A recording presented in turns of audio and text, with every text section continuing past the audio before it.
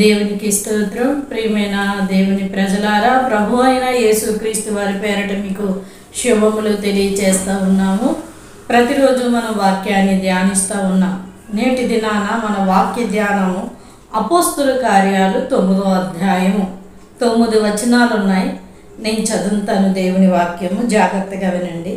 సౌలు ఇంకను ప్రభు యొక్క శిష్యులను బెదిరించుటకును హత్య చేయుటను తనకు ప్రాణధారమైనట్టు ప్రధాన యాజకుల యొద్దకు వెళ్ళి, ఈ మార్గమందున్న పురుషులనైనను స్త్రీలనైనను కనుగొని ఎడల వారిని బంధించి యెరూషలేమునకు తీసుకొని వచ్చుటకు దమస్కులోని సమాజముల వారికి పత్రికలిమ్మని అడిగెను. అంతటా ప్రయాణము చేయొచ్చు దమస్కు దగ్గరికి వచ్చినప్పుడు అకస్మాత్తుగా ఆకాశము నుండి ఒక వెలుగు అతని చుట్టూ ప్రకాశించెను. అప్పుడు అతడు నేల మీద పడి, సౌలా సౌలా, నీ వేళ నన్ను హింసించుచున్నావని తనతో ఒక స్వరం పలుకుట వినెను. ప్రభువా, నీవెవడవని అతను అడుగగా, ఆయన, నేను నీవు హింసించుచున్న యేసును, లేచి పట్టణంలోనికి వెళ్ళము, అక్కడ నీవు ఏమి చేయవలనో అది నీకు తెలుపబడినని చెప్పాను. అతనితో ప్రయాణము చేసిన మనుష్యులు ఆ స్వరము వినిరి గాని ఎవరిని చూడలేక మౌనులై నిలబడిరి. సౌలు నేల మీద నుండి లేచి కన్నులు తెరిచెను, ఏమీ చూడలేకపోయాను గనుక వారు అతని చేయి పట్టుకొని దమస్కులోనికి నడిపించిరి. అతడు 3 దినములు చూపు లేక అన్నపానములు పుచ్చుకొనక ఉండెను. హల్లెలూయా. ప్రియమైన దేవుని ప్రజలారా, మనందరికీ తెలిసిన వాక్యమే. నేనేమో కొత్త విషయాలు, కొత్త వాక్యం ఏమీ చెప్పలేదు, కానీ పరిశుద్ధాత్మ దేవుని యొక్క ప్రేరణతో ఈ వాక్యానికి సిద్ధపడటము జరిగింది. కనుక జాగ్రత్తగా ఈ యొక్క వాక్యాన్ని మీరు వినాలని మీకు హృదయపూర్వకంగా తెలియచేస్తూ ఉన్నాను. చూడండి, ఇక్కడ సౌలు అనే ఒక వ్యక్తి దేవుని ప్రజలను హింసించటం కొరకు, వారిని బంధించటం కొరకు సమాజపు మందిరపు అధికారుల యొద్దకు వెళ్ళి, ఇంకా తనకి కావలసిన లెటరు, అంటే ఆ యొక్క అదేమంటారు, తనకు కావలసింది ఇంకా అధికారం కోసము, ఇంకా అలాంటిది నేనేం చేసినా, అంటే నేను షూట్ చేసినా సరే ఆ నింద అనేది నా మీద పడకూడదని అధికారపూర్వకంగా తెచ్చుకునేది. అలాంటి యొక్క అధికారం కోసము అతను ఏం చేస్తున్నాడంటే, అప్పటికే దేవుని ప్రజల్ని హింసిస్తూ ఉన్నాడు, ఇంకా సమాజపు మందిరపు అధికారుల దగ్గరికి వెళ్తున్నాడు. అతని మార్గాన వెళ్తా వెళ్తా వెళ్తా ఉండగా అకస్మాత్తుగా దమస్కు మార్గమున అతనికి ఆకాశము నుండి వెలుగు అతని చుట్టూ ప్రకాశించింది. ఎప్పుడైతే ఆకాశం నుండి ఆ వెలుగు ప్రకాశించిందో, అతడు వెళ్తూ ప్రయాణం చేస్తున్న తన యొక్క గుర్రమో లేకపోతే రథమో అక్కడ వ్రాయబడలేదు, కానీ అతడు నేల మీద పడిపోయాడు. ఎప్పుడైతే నేల మీద పడ్డాడో అతనికి ఒక స్వరం వినబడుతుంది, సౌలా సౌలా, నీ వేళ నన్ను హింసించుచున్నాం అన్న ఒక స్వరము, గంభీరమైన స్వరము, ఒక స్వరము వినబడగానే వెంటనే అతను, ప్రభువా నీవెవడవి అని అడుగుతూ ఉన్నాడు. అప్పుడు ఆ స్వరం అంటుంది, నీ హింసించుచున్న యేసుని అని చెప్తుంది. హల్లెలూయా. చూడండి, దేవుని ప్రజలను హింసిస్తూ ఉన్నాడు సౌలు. యేసుక్రీస్తు వారు అప్పటికి ఆయన భూమి మీదకి వచ్చి 33.5 సంవత్సరాలుండి ఆయన సువార్తను ప్రకటించి శిలువయాగము చేసి ఆయన సమాధి చేయబడి పునరుద్ధానుడై ఆరోహణమై ఆయన వెళ్ళిపోయారు పరలోకానికి. ఆయన అప్పుడు భూమి మీద లేరు ఆయన. ఎందుకు అంటే ఆ మాట చెప్తున్నా, ఇక్కడ నీ హింసించుచున్న యేసుని అన్నాడు. యేసుక్రీస్తుని వారిని హింసించినటువంటి వారు యూదులు, అది ప్రజలందరి కొరకు ఆయన ఇష్టపూర్వకంగా దాన్ని అనుభవించారు. అయితే సౌలు దగ్గరికి వచ్చేటప్పటికి అప్పటికి శిష్యులు వారు దేవుని యొక్క సువార్తను ప్రకటించి వారి సంఘాలు కడుతూ దేవుని రాజ్యాన్ని ప్రకటిస్తూ ఉన్నారు. యేసుక్రీస్తు వారు అప్పుడు భూమి మీద లేరు, కానీ ఆ స్వరము ప్రభువైన యేసుక్రీస్తు వారిది. ఆయన ఏమంటున్నారంటే, నీవు హింసించుచున్న యేసుని నేను అంటున్నారు. హల్లెలూయా. ఆయన లేరు, ఎలా హింసించగలడు సౌలు ఆయనను? ఆయనని ఎలా కొరడా దెబ్బలు కొట్టగలరు? ఎలా ఆయన లేనప్పుడు ఆయనని ఎలా హింసించగలడు అంటే సౌలు స్త్రీలను, పురుషులను, దేవుని ప్రజలందరినీ కూడా హింసిస్తూ ఉంటే ఆ హింస యేసుక్రీస్తు వారిదై ఉంది. హల్లెలూయా. దేవుని ప్రజలకి చేస్తున్న హింస అంతా కూడా అది యేసుక్రీస్తు వారి దగ్గరికి వెళుతుంది. ఇవి నా మాటలు కాదు, బైబిల్ గ్రంథంలో యేసుక్రీస్తు వారు స్పష్టంగా చెప్పిన మాటలు, దేవుని వాక్యంలో వ్రాయబడిన మాటలు. ఆ స్వరం యేసుక్రీస్తు వారిది. నీ హింసించుచున్న యేసుని నేను ఎప్పుడు యేసుక్రీస్తు వారిని సౌలు హింసించాడు? హింసించలేదు. కానీ యేసుక్రీస్తు వారిని అంగీకరించినందుకు ప్రజలను హింసించాడు. అంగీకరించిన ప్రజలను హింసిస్తే ఆ హింస యేసుక్రీస్తు వారి దగ్గరికి వెళ్ళింది. యేసుక్రీస్తు వారు ఆ హింసను తట్టుకోలేక తన ప్రజలను హింసిస్తున్నప్పుడు, బాధిస్తున్నప్పుడు, కొడుతున్నప్పుడు, నిందిస్తున్నప్పుడు, అవమానిస్తున్నప్పుడు అదంతా కూడా దేవుని యొద్దకి చేరుతూ ఉంటుంది. చేరినప్పుడు యేసుక్రీస్తు వారు ఒక్కసారిగా సౌలుకి ప్రత్యక్షమయ్యారు.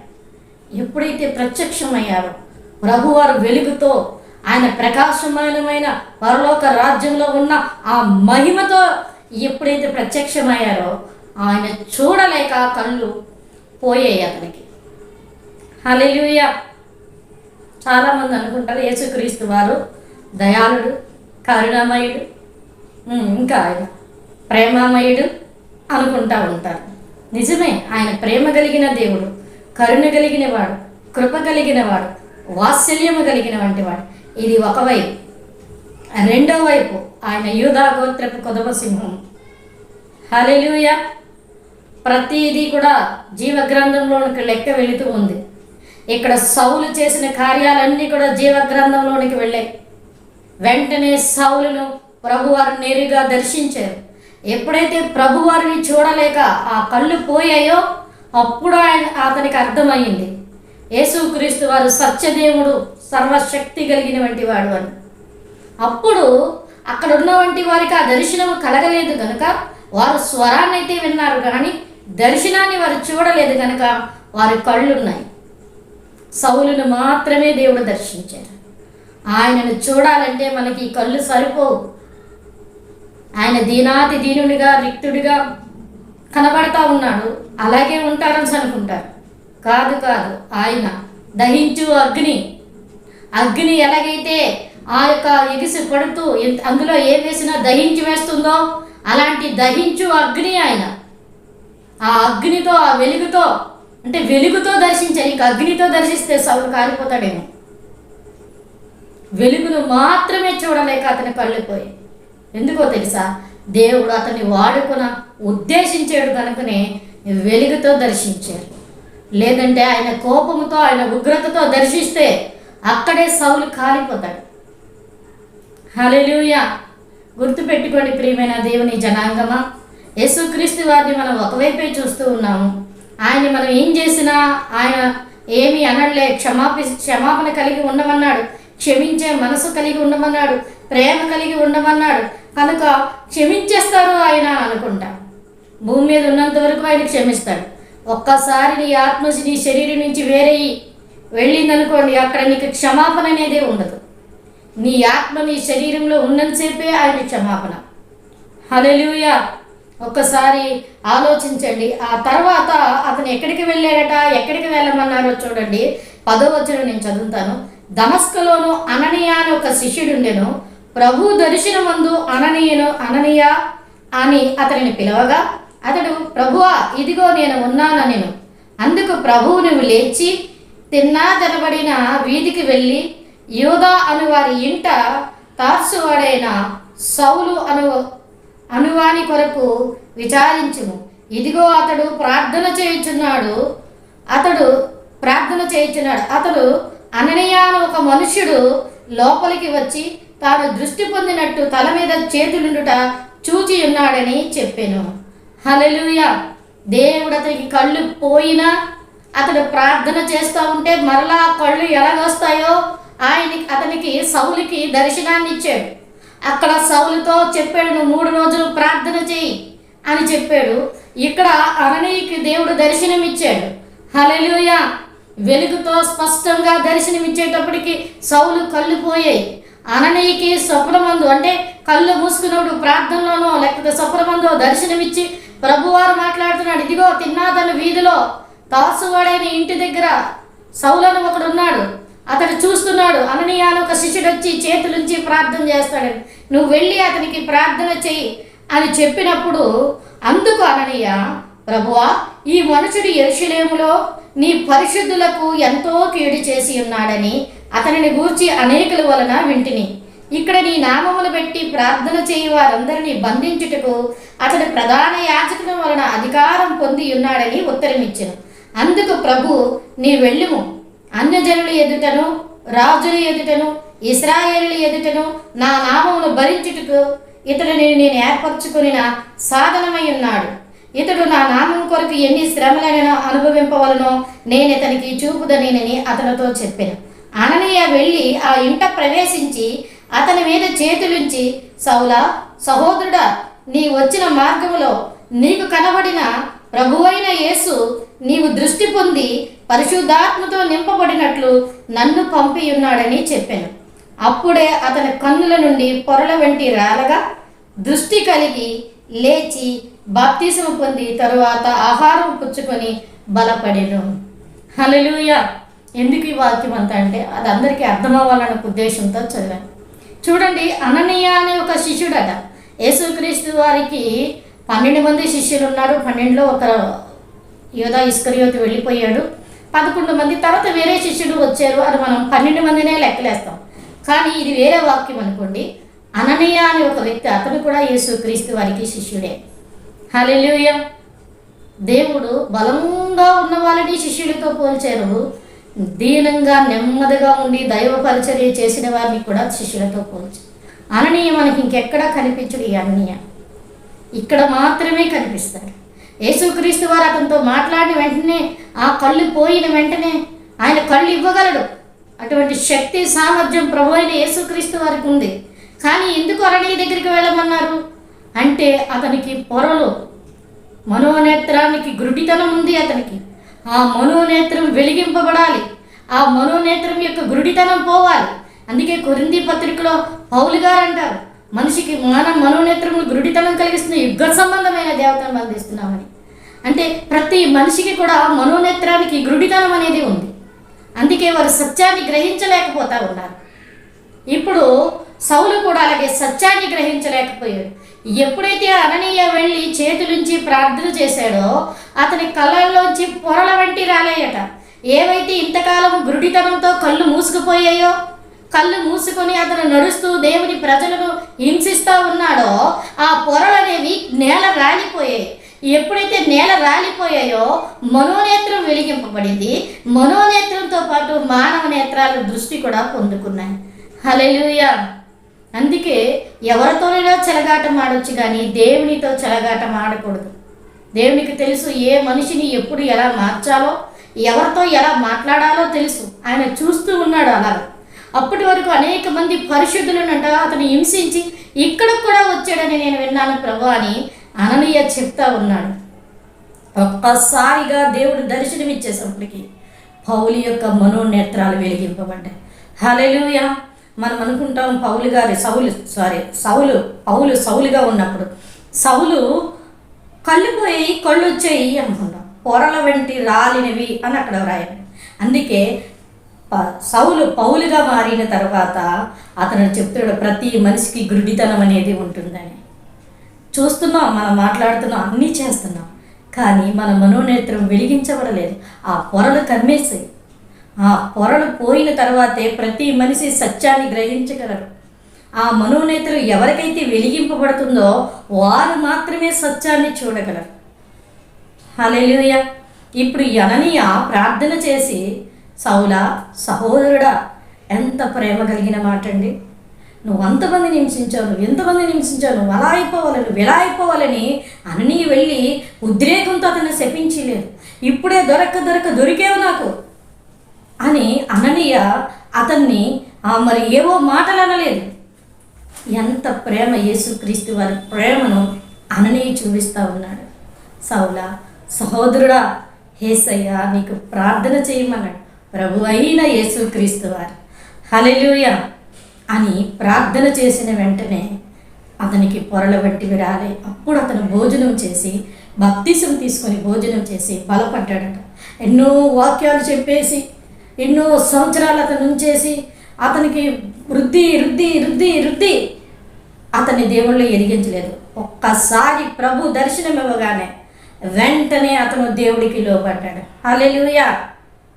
దేవుని ప్రజలమైన మనము ప్రతి మాటకి దేవునికి లోబడే మనసు మనకు ఉండాలి. అలా ఉన్నప్పుడు దేవుడు మనల్ని ముందుండి నిలబెట్టి నడిపిస్తాడు. సౌలు కూడా పాత నిబంధన గ్రంథాన్ని, ధర్మశాస్త్రాన్నే అన్వేషించి గమనీయుల పాదాల దగ్గర నేర్చుకున్నాడు కనుక ధర్మశాస్త్రం కొరకు అతను వెళ్తా ఉన్నాడు. అతడు ఒక భక్తిని అనుకున్నాడు. అదే భక్తి అనుకొని వెళ్తా ఉన్నప్పుడు నువ్వు చేసిన ధర్మశాస్త్రంలో అక్షరమే కానీ అందులో క్రియ కానీ ఆధ్యాత్మికత లేదు.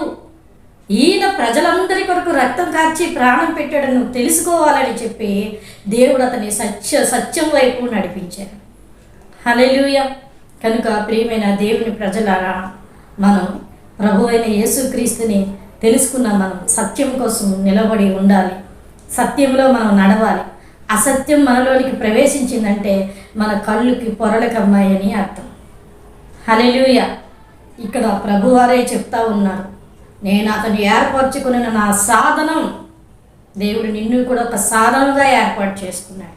కానీ నువ్వు భయముతో వణుకుతో నువ్వు దేవుని విషయంలో ముందుకు వెళ్ళలేకపోతే దైవ చిత్తాన్ని నెరవేర్చలేని వ్యక్తిగా నువ్వు అయిపోతా ఉన్నావు. కనుక నువ్వు అనేకుల కొరకు ప్రార్థన చేయాలి. అనేకులని రక్షణ మార్గంలోనికి నడిపించాలి. దాని కొరకే దేవుడు నిన్ను ఎన్నుకొని ఏర్పాటు చేసుకుని ఉన్నాడు. కనుక దేవుని వైపు మరొకసారి తిరుగు. ఆయన భూమి మీద ఉన్నంతసేపు ఆయన క్షమించే దేవుడు, క్షమాపణ ఇచ్చే దేవుడు, ప్రేమ కలిగిన దేవుడు. కనుక ఆయన వైపు చూడు. ఒక్కసారి సత్యాన్ని గ్రహించు. సత్యం ఏమిటో తెలుసుకో. ఎందుకు వీరు ఇలా చెప్తున్నారు, ఇందులో ఎంత సత్యం ఉందని ఒకసారి జీవగ్రంథమైన బైబిల్ గ్రంథం చదువు. సత్యం నీకు స్వతంత్రునిగా చేసి, స్వతంత్రాలుగా చేసి, అందులో ఉన్న సత్యం ఏమిటో నువ్వు తెలుసుకునేలాగా నీ మనోనేత్రాలు తెరవబడి, మనోనేత్రాలు వెలిగించబడి, జ్ఞాన నేత్రాన్ని దేవుడు ఏం చేస్తాడంటే నీ జ్ఞాన నేత్రాన్ని జ్ఞానంతో నింపుతాడు. అప్పుడు నీకు జ్ఞానం అనేది కలుగుతూ ఉంటుంది. హల్లెలూయా. కనుక యేసుక్రీస్తు వారు సౌలుని దర్శించిన తర్వాత పౌలుగా మారిపోయి అనేకమైన కార్యాలను జరిగించారు. యేసుక్రీస్తు వారి కొరకు తన జీవితాన్ని పణంగా పెట్టాడు. అనేకమైన భక్తుడు పౌలు భక్తుడిగా మారిపోయాడు. శిష్యులతో సమానంగా అయిపోయాడు. అతడు ఎంతమంది దగ్గర యేసుక్రీస్తు వారు అననీతో చెప్పినట్లుగా రాజుల ఎదుట, అధికారుల ఎదుట అతను నేను నిలబెట్టుకుంటాను, నా చేతిలో వాడబడిన నా సాధనం అని యేసు ప్రభువు వారు ఏదైతే చెప్పారో దాన్ని కంప్లీట్గా నెరవేర్చారు పౌలు గారు. హల్లెలూయా. కనుక నీవు నేను మనమందరివి కూడా యేసయ్య చేతిలో వాడబడబోతున్న పాత్రలమై ఉన్నాం. కనుక దేవుని వైపు చూస్తూ ప్రతి విషయంలోనూ మనం ముందుకు వెళదాం. దేవుడు నీ పట్ల ఏదైతే గురి కలిగి ఉన్నారో ఆ గురి నెరవేర్చబడేలాగున దేవుని వైపు చూద్దాం. దైవ చిత్తాన్ని నెరవేర్చుదాం. దేవుని కొరకు జీవిద్దాం. అనేకులని చీకట్లో ఉన్న వారిని అనేకులు వెలుగులోనికి నడిపిద్దాం. దేవుని ఆ వెలుగులోనికి అనేకులు వచ్చేలాగా, చీకటి నుంచి వారు విడుదల పొందుకునేలాగా నీవు నేను ఒక సాధనంగా, ఒక పాత్రగా మనం వాడబడి, పరలోక రాజ్య వ్యాప్తి కొరకు మనం వాడబడి దేవుని యొక్క ప్రభువారి యొక్క నామాన్ని హెచ్చింపబడేలాగా చేసి దేవుడిచ్చిన దీవెన ఆశీర్వాదాలు పొందుకుందాం. కొద్ది మాటలు దేవుడు దీవించునుగాక. ఆమె కళ్ళు మూసుకుందాం, ప్రార్థన చేసుకుందాం. మహాపరిశుద్ధుడైన మా ప్రియ పరలోక తండ్రి దేవ, ఇంతవరకు మీ పరిశుద్ధాత్మ శక్తి చేత మీరు నడిపించినందుకు వందనాలు. వెత్తబడిన వాక్యం నూరంతులుగా ఫలించులాగున సహాయం దయచేయండి ప్రభా. దేవా, ఈ దినం మీరు ఎవరితో మాట్లాడారో మాకు తెలియదు నాయన తండ్రి. ఆ వ్యక్తి యొక్క హృదయాన్ని తెరిచి నీ సాధనముగా, నీ యొక్క ప్రభా చేతిలో వాడబడిన పాత్రగా ఆవిడని తయారు చేయండి ప్రభా. అయా మేము కూడా అలాగే ఉండేలాగున సహాయం దయచేసి తండ్రి. అయా ప్రభా నాయన మా ద్వారా మీరే మహిమ పొందుకోమని యేసు పరిశుద్ధ నామమున స్తుతించి వేడుకొంటున్నాం పరమ తండ్రి. ఆమేన్.